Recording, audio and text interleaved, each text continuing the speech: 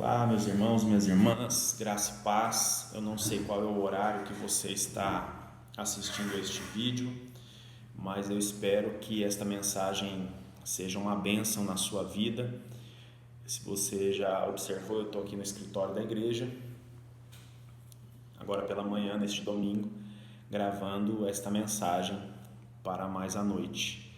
Espero que você tenha sido abençoado hoje pela manhã com o estudo na carta de Paulo aos Gálatas. Eu gostaria, nessa mensagem, de meditar com vocês uma temática que está muito atual. Depois da semana que tivemos, temos vivido momentos muito difíceis em relação à pandemia do coronavírus, que temos lutado, temos orado e pessoas têm sofrido com isso, não é? Pois bem, além do coronavírus, essa semana tivemos mais um golpe na nossa política e a nossa economia sofreu mais uma grande baixa. A nossa moeda perdeu mais valor, o dólar está mais caro, o euro está mais caro, a bolsa de valores caiu muito, né? As ações das empresas brasileiras perderam, né, muito percentual, mas enfim. Além de ter que lutar contra o coronavírus, nós estamos tendo que passar por esse momento tão difícil, de tanta incerteza e turbulência na nossa política em relação à liderança do nosso país. Eu já disse no estudo da carta de Paulo aos Gálatas, na introdução, que nós precisamos orar muito, precisamos orar e orar e orar.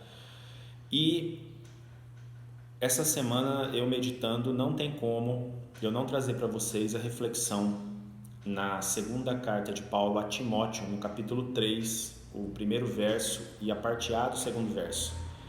2 Timóteo 3, versos 1 e 2, parte A.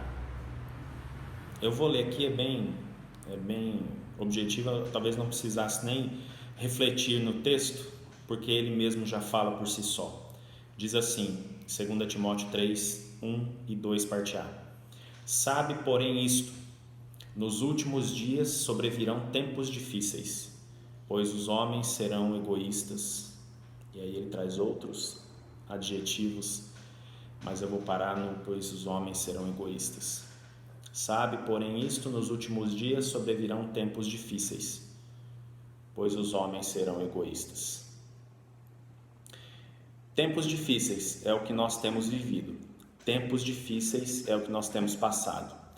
Eu gostaria de lembrar que o apóstolo Paulo, na ocasião, quando escreve a segunda carta a Timóteo, ele está preso dentro de um calabouço romano, aguardando para ser martirizado e morrer, né?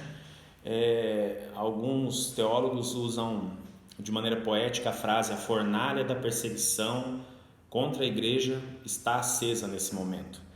Paulo dá então umas últimas recomendações a Timóteo, que é um pastor muito jovem, doente, tímido, sobre como Timóteo deveria enfrentar de maneira vitoriosa o tempo do fim. Então, a meditação nessa noite tem a temática de tempo do fim, não é? O fim está próximo. Pensando na temática do tempo do fim, pensando em todo esse contexto que nós temos vivido, de luta contra a pandemia, de dificuldades político e econômicas, de medo de uma terceira guerra mundial, quem sabe contra a China, eu gostaria de refletir então nesse texto, que é que o apóstolo Paulo traz a Timóteo, que poderia abençoar a minha vida e a sua vida. E eu vou por partes, já que é apenas um verso e mais um pedacinho. Primeiro eu gostaria de meditar na parte, sabe, porém isto, nos últimos dias. De que últimos dias o apóstolo Paulo está falando? E será que estes últimos dias eram aqueles dias lá de Timóteo, lá atrás, 2000 anos atrás? Ou será que são estes dias de hoje, últimos dias agora? Então, que últimos dias? Um entendimento meio que geral entre pastores e teólogos é que os últimos dias não são apenas uma referência escatológica aos últimos dias que precederão imediatamente a segunda vinda de Cristo. Então, esses últimos dias que Paulo usa não é apenas esse tempo que precede a segunda vinda de Cristo, necessariamente não apenas este tempo, tá? mas também é uma referência a todo o período que compreende ou compreendido entre a primeira vinda de Cristo e a segunda vinda de Cristo. Então, últimos dias estão sendo vividos desde a primeira vinda, morte e ressurreição. Jesus vai aos céus, desce o Espírito Santo. Desde desta primeira vinda e ida de Cristo até a sua segunda vinda. Já são mais de 2000 anos e nós temos então assim um período de últimos dias, vamos dizer assim. Então, nessa perspectiva, nós estamos vivendo os últimos dias desde que Cristo por aqui passou e até que aquele volte, né? Foi inaugurada uma nova forma de viver a partir de Jesus Cristo, né? Com a sua vinda, e uma antiga forma de viver que não era cristã passou, né? Agora nós temos desde a vinda de Cristo, primeira vinda de Cristo, um amanhecer aí dos últimos dias. Aí a gente tem lá em Atos 2, de 14 a 17, Hebreus 1, versos 1 e 2, textos que nos apoiam nesse sentido. Citando João Calvino, que nós somos Igreja Presbiteriana Independente, somos calvinistas, de teologia calvinista, não é? A Igreja Luterana é de teologia de Lutero, teologia luterana. De acordo com Calvino, João Calvino dizia o seguinte: os últimos dias são uma referência à condição universal da igreja. Trata-se de uma descrição do presente e não apenas do futuro. A história da igreja confirma que tem sido assim. Ou seja, quando eu digo os últimos dias, quando Paulo escreve os últimos dias, né, pois os últimos dias, nestes últimos dias, que serão tempos difíceis, enfim, pois os homens são egoístas. Esses últimos dias não são apenas aqueles últimos dias que a gente olha lá no futuro, um pouquinho antes da segunda vinda de Cristo. Não, esses últimos dias já iniciaram a partir do momento que Cristo por aqui passou, morreu, ressuscitou, foi aos céus, desceu o Espírito sobre a igreja e a igreja vive então os últimos dias. E Calvino diz isso e a história da igreja confirma que tem sido assim. Últimos dias. O John Stott, que é um outro teólogo que eu gosto muito de citar, diz o seguinte, que quando o navio da igreja cristã foi colocado no mar, não lhe foi dito que esperasse uma travessia serena e calma. Ele tem sido golpeado por tormentas e tempestades e até por furacões. Desde que a igreja nasce, ali em Atos 2, a igreja primitiva, ao longo da história dessa igreja e até hoje, essa igreja tem sofrido golpes e tempestades, tem sofrido furacões. Não é diferente. Observe os nossos dias. Como é que nós temos vivido os nossos dias enquanto igreja de Jesus Cristo? Como é difícil você manter princípios e valores no meio de uma sociedade tão corrompida e tão cheia de valores deteriorados. Tem um outro teólogo chamado William Barclay que esclarece essa situação dizendo a respeito dos judeus. Por exemplo, os judeus, ele escreve, os judeus dividiam todo o tempo entre esta era presente e a era por vir. Desculpem. Esta era presente era totalmente má. E a era por vir era a idade de ouro de Deus. A visão dos judeus. Entre ambas as eras, a era má e a era de ouro de Deus, estava o dia do Senhor. Estava o dia do Senhor. Esse dia seria aquele no qual Deus definiria e pessoalmente interviria para destruir este mundo a fim de refazer. Esse dia do Senhor seria precedido por uma época de terror, uma época na qual o mal se uniria para o seu assalto final, uma época em que o mundo seria sacudido até seus fundamentos morais e físicos. Eu tenho a impressão que nós chegamos nesse momento da história da igreja, da história da caminhada cristã. Eu não sei você, mas eu tenho muito essa sensação. Exatamente essa sensação. Uma época final de terror. O que é que nós estamos vivendo? Terror, pânico, medo. Uma época na qual o mal se uniria para fazer o seu assalto final. Nós vemos pessoas que são do inferno, que são más e se unem para fazer um assalto final. Uma época em que o mundo seria sacudido até seus fundamentos morais e físicos. Nós vemos o mundo passar por catástrofes do ponto de vista físico. E nós temos visto os valores morais e a ética sendo jogados no ralo todos os dias, inclusive por pessoas que se dizem cristãs, pessoas que se dizem servos e servas de Deus, homens e mulheres, crianças, adultos e idosos. Nós vivemos essa época difícil, então eu tenho a impressão que estes últimos dias que começaram a partir da passagem de Jesus, da primeira passagem de Jesus por aqui, e vieram acontecendo ao longo da história da igreja cristã, estão se afunilando e nós estamos chegando cada vez mais perto do grande final e do dia do Senhor com a sua intervenção na história e na humanidade. Mais uma intervenção, e essa intervenção final, tá certo? Só que ele não diz apenas que sabe, porém, isso, nos últimos dias sobrevirão tempos difíceis. Paulo traz aqui pelo menos duas coisas a respeito desse tempo do fim, que nós precisamos saber. A primeira coisa que ele traz é que esse tempo não é fácil para ser vivido. Não é fácil. E eu aqui, como pastor, não vou te dizer que será fácil. Não vou te dizer que você terá tempos abençoados e vitoriosos apenas. Porque Jesus disse, no mundo vocês terão aflições, mas tenham bom ânimo, eu venci. E Jesus venceu, ele foi à cruz, morreu e ressuscitou e venceu por nós. E nós com ele vencemos também. Tá certo? Então, esse tempo não é fácil para ser vivido. Esses dias são duros, são dias difíceis, são dias furiosos, são dias violentos, são dias de tristeza e de medo. E se você está se sentindo assim, não se sinta excluído ou fora da curva. Você está dentro da curva. Desculpe. Faz parte da humanidade que nós temos aqui dentro medo, pânico, dificuldade de aceitar certas coisas, porque os dias são difíceis, são duros, são violentos. Paulo emprega um termo grego aqui muito interessante, que é o chalepos. O mesmo termo foi usado para descrever os endemoniados gadarenos que estavam furiosos, lá em Mateus 8, 28. Então, quando ele usa ali que os tempos sobrevirão tempos difíceis, ele está usando esse termo que foi o mesmo usado lá nos endemoniados gadarenos. O Warren Wiersbe, que é um outro teólogo, diz o seguinte: isso indica que a violência dos últimos dias será incitada pelos demônios. Vai lá em 1 Timóteo 4:1 que você vai ter uma referência interessante.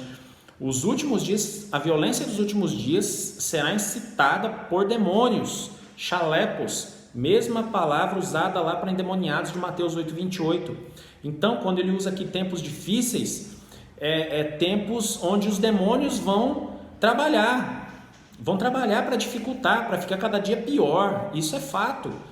No grego clássico, por exemplo, o termo foi empregado em referência a perigosos animais selvagens e também ao mar violento. Ainda se aplica a conjunção ameaçadora dos corpos celestes. Então essa mesma palavra, chalepos, no grego clássico, porque a Bíblia é escrita no grego koineo, grego simples.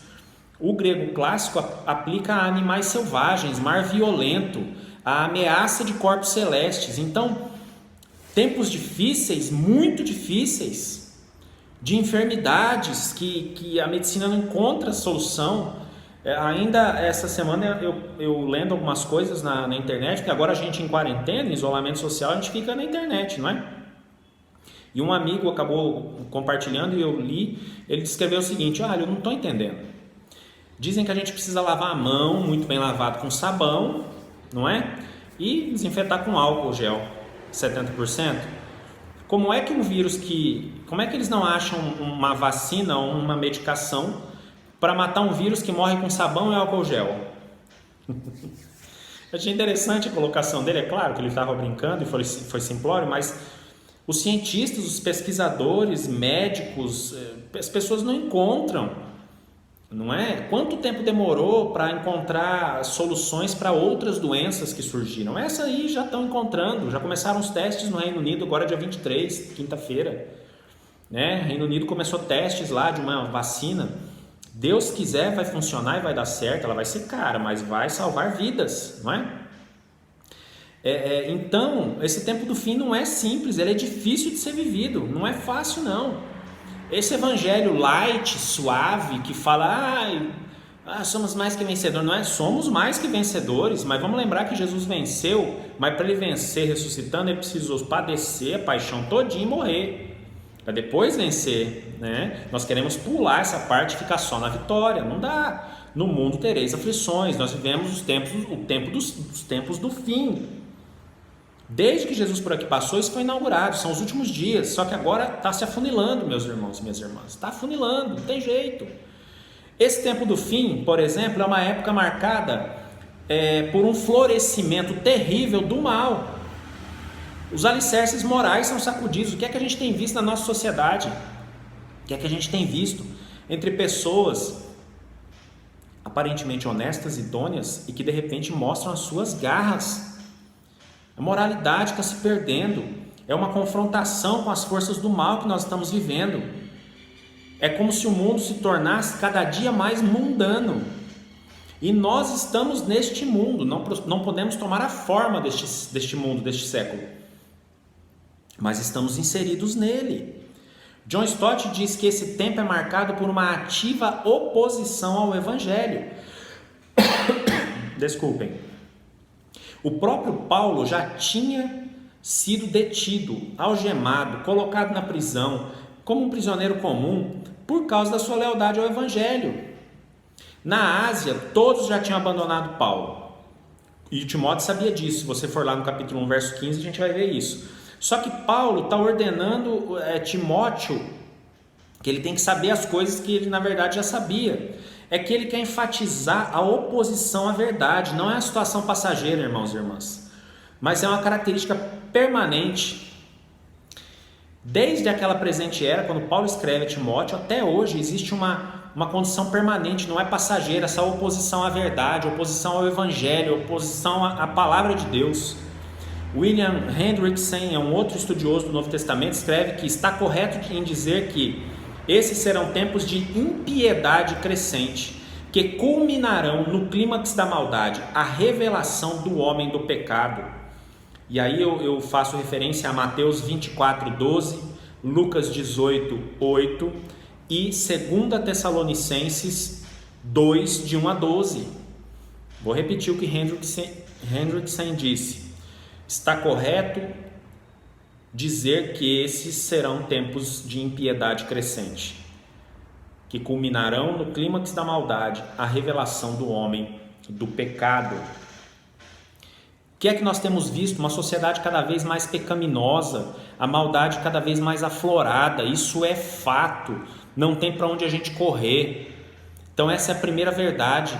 Os últimos dias não são fáceis de serem vividos, está cada dia mais difícil. E a segunda coisa que Paulo coloca, que nós precisamos lembrar: o caos da sociedade é resultado daquilo que os homens ou os seres humanos são. O caos da sociedade é resultado daquilo que os seres humanos são. Parte A do verso 2 eu coloquei aí por causa disso. Pois os homens serão egoístas, e aí segue o texto com outros adjetivos aí, não é? Pois os seres humanos serão egoístas, homens e mulheres. O mal não está fora, o mal está dentro do ser humano. O que contamina não é o que entra pela boca, mas é o que sai da boca, diz a palavra de Deus. Jean-Jacques Rousseau cometeu um equívoco quando ele declarou que o ser humano é essencialmente bom. E aí o John Locke também errou quando ele afirmou que o homem é uma tábula rasa, uma folha em branco, produto do meio. Não é o meio que corrompe o homem, é o homem que corrompe o meio. Não é o meio que corrompe o ser humano, é o ser humano que destrói e corrompe o meio. Olha a catástrofe ambiental que vivemos. Foi a própria natureza que se autodestruiu? Não foi.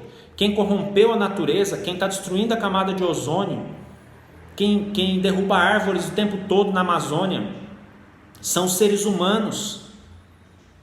Então quem corrompe o meio é o ser humano, não é o meio que o corrompe. O ser humano não está corrompido por causa do mundo ao seu redor, ao contrário, irmãos e irmãs, é o mundo ao seu redor que está corrompido por causa do ser humano.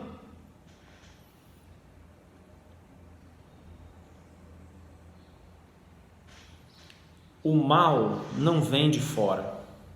vem de dentro do próprio ser humano. Infelizmente, é do seu coração que procedem todos os teus desígnios.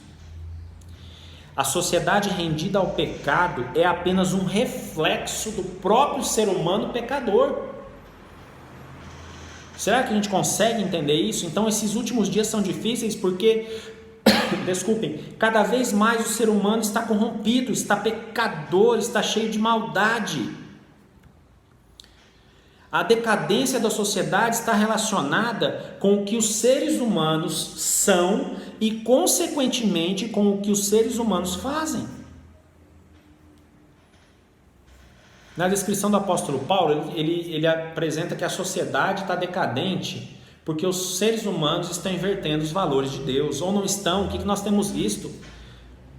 As nossas realidades ao redor, é onde nós trabalhamos, é com quem nós nos relacionamos, os valores de Deus invertidos todo o tempo todo, e pessoas afrontando e se opondo à palavra de Deus e às verdades de Deus.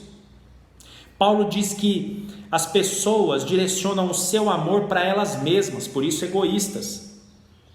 Direcionam também para o dinheiro e para o prazer. Então nós temos poder, dinheiro e sexo em jogo. O que está essencialmente errado com essas pessoas é que seu amor está mal dirigido. Desculpem. Em vez de, em primeiro lugar, ser amigo de Deus, são amantes de si mesmos.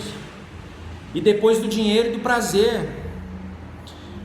Warren Wiersbe, e eu concordo, escreve que o cerne do problema é o coração. Deus ordena que o amemos acima de todas as coisas e que amemos ao próximo como a nós mesmos. Isso está lá em Mateus 22, de 34 a 40. Mas se amarmos a nós mesmos acima de tudo, não amaremos a Deus nem o próximo. O egoísmo é uma doença terrível. É fatal. Leva à derrota final. Vou repetir o que Wiersbe escreveu. O cerne do problema é o coração. Deus ordena que o amemos acima de todas as coisas e que amemos ao próximo como a nós mesmos. Aí nós vemos lá em Mateus 22, de 34 a 40 isso. Mas se amarmos a nós mesmos acima de tudo, não amaremos a Deus nem ao próximo. Partindo para o final da nossa breve reflexão de hoje, nossa mensagem, eu gostaria de elencar 3 situações. No universo, no mundo, existem 3 coisas. Vamos elencar: Deus, pessoas e coisas. Ok? Deus, pessoas e coisas que podem ser boas na nossa vida. Qual é a ordem correta, bíblica? Adorar a Deus, amar as pessoas e usar as coisas. Vou repetir: amar a Deus, adorar a Deus, amar as pessoas e usar as coisas. Adorar a Deus, amar as pessoas e usar as coisas. O que é que nós estamos fazendo nos últimos dias? Nesse final de tudo, nesse afunilar dos últimos dias, nós começamos adorando a nós mesmos, somos egoístas, não é? E assim nós ignoramos a adoração a Deus. Nós estamos amando as coisas e usando as pessoas. Eu disse que temos que adorar a Deus, amar pessoas e usar coisas. Nós estamos adorando a nós mesmos, ignorando Deus. Amando as coisas e usando as pessoas. Invertemos. Nós temos que adorar a Deus, amar as pessoas e usar as coisas. Mas nós estamos adorando a nós mesmos, somos egoístas, ignorando Deus, amando as coisas e usando as pessoas. E aí nós bagunçamos toda a sequência bíblica e teológica: adoração a Deus, amor às pessoas e usar as coisas. Nós abandonamos essa sequência. Quando nós abandonamos, os últimos dias ficam ainda piores. E eu quero encerrar dizendo a vocês: tenham bom ânimo, vocês vão ter aflições, e teremos, mas Jesus venceu, e nós vencemos com Ele. Mas nós precisamos estar prontos nos últimos dias, que são tempos difíceis, para não sermos homens e mulheres egoístas e outras tantas coisas que o texto aponta. Adorando a Deus, adore a Deus agora, adore a Deus essa semana, no meio da pandemia, no meio da crise político-econômica, adore a Deus. No meio da pandemia, no meio da crise político-econômica, no meio da enfermidade, ame as pessoas. No meio da pandemia, no meio da crise político-econômica, no meio da enfermidade, no meio do desemprego, da falta de dinheiro, use as coisas a seu favor. Sempre adore a Deus, ame as pessoas e use as coisas. Nos últimos dias sobrevirão tempos difíceis, pois os seres humanos serão egoístas. Sejamos homens e mulheres diferentes, servos e servas diferentes, crentes de verdade, que adoram a Deus, amam as pessoas e usam as coisas. Que Deus te abençoe, em nome de Jesus. E eu queria orar. Neste momento, se você puder fechar os seus olhos, faça isso. Senhor, eu quero te agradecer por essa palavra. Estamos vivendo sim os últimos dias, mas nós queremos adorar ao Senhor Deus, amar as pessoas e usar as coisas sem inverter essas ordens, sem alterar essa ordem. Abençoa-nos como homens e mulheres do Senhor, servos e servas de Jesus. Fala ao nosso coração, trabalha na nossa vida, no meio dessa pandemia, no meio da crise político-econômica, no meio da enfermidade, no meio da falta de dinheiro, que possamos adorar a Deus, amar as pessoas e usar as coisas todo o tempo em nome de Jesus. Continua conosco, Senhor, ao longo dessa semana e fale e trabalhe ao nosso coração, em nome de Jesus. E que a graça do nosso Senhor e Salvador Jesus Cristo, o amor de Deus, o nosso Pai, e as eternas consolações do Espírito Santo estejam sobre mim, sobre você e sobre todo o povo de Deus espalhado pela face da terra, hoje e para todos sempre. Amém e amém. Que Deus te abençoe em nome de Jesus. Que você seja abençoado, abençoada nessa semana em nome de Jesus, mesmo em tempos difíceis, mesmo em últimos dias. Deus te abençoe.